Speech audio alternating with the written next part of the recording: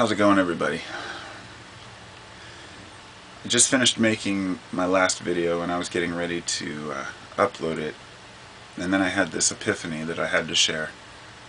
And I guess it wasn't an epiphany so much as finally finding a way to describe what I'm trying to explain as far as these seasonal mood changes and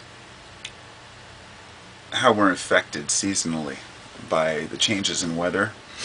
And it brought this whole moment of a realization that all came at once, but it'll probably take me forever to describe it, but I'm going to do my best. Summer is the time for building.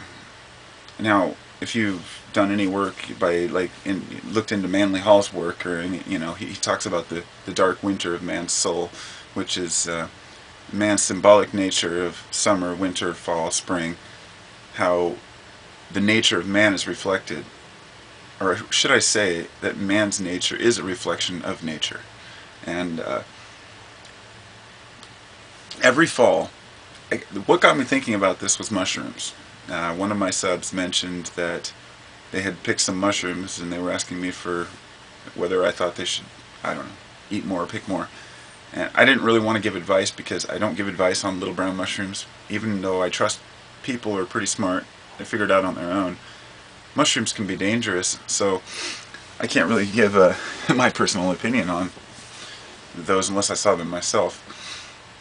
When I started thinking about mushrooms, I thought, well, it's time to go picking. It's raining outside right now. I like to go up in late October or November, go to the coast and go pick. Psychedelic mushrooms, yes. And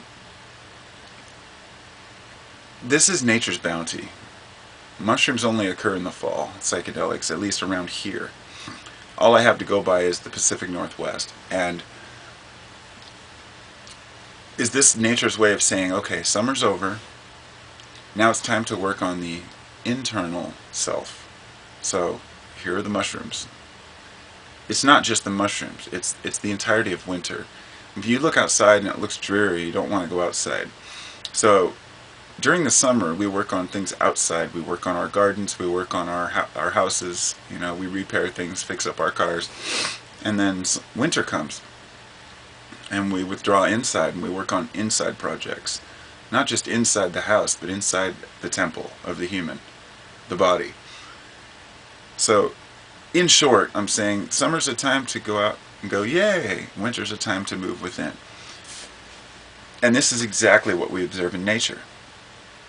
We see that the trees bloom and the flowers bloom and everything grows big and strong, and then it all just stops. Many of the plants die off and nature moves within. It begins working on the internal cycle. The rain.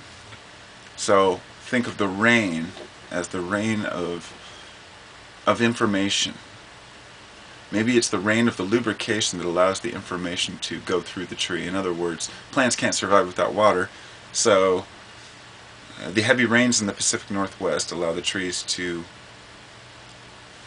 move their nutrients around easier for the rest of the season and allow them to store up their water for the next growing season. And this is exactly what we need to do. And the realization, I guess, that I had on top of that when I thought about that was that the world is a cycle. The world is a circle. The world is a sphere. And on that planet, as the planet tilts, various seasons change to the other side of the globe. So while one half of the planet, let's say, is working on their internal, the other half of the planet's working on the external. And vice versa as it flips in another 6 months. Then, on top of that, we have the equator, where it's kind of a consistent type of weather, where it doesn't really change quite as much. So we have people down there who are constantly in the warmth. We have people up north who are constantly in the cold. And then we have others who go between hot and cold. And all of it's completely balanced. Of course, there are a lot more people living on the equator than there are in the cold. So summer tends to dominate, I guess.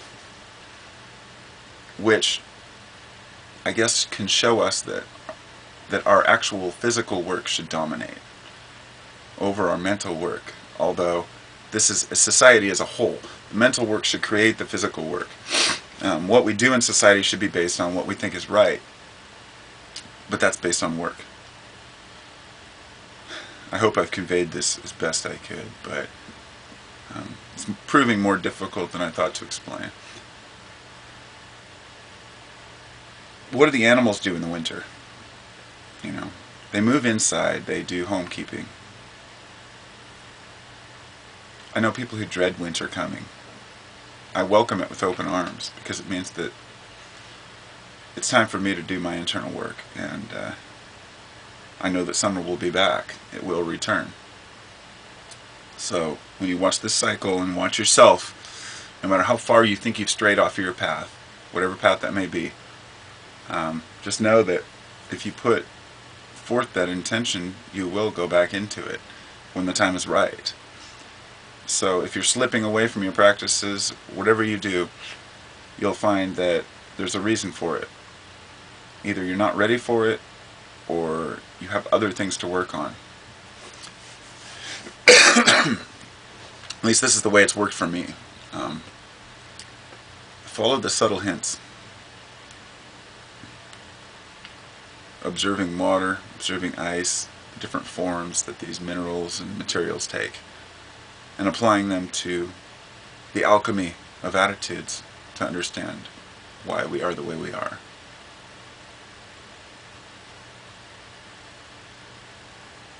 It can be a difficult road, understanding the self, but it's the most rewarding. And it can be a difficult road understanding nature, but it can be even more rewarding. Because once you understand nature, you understand the self. Once you understand self, you understand nature.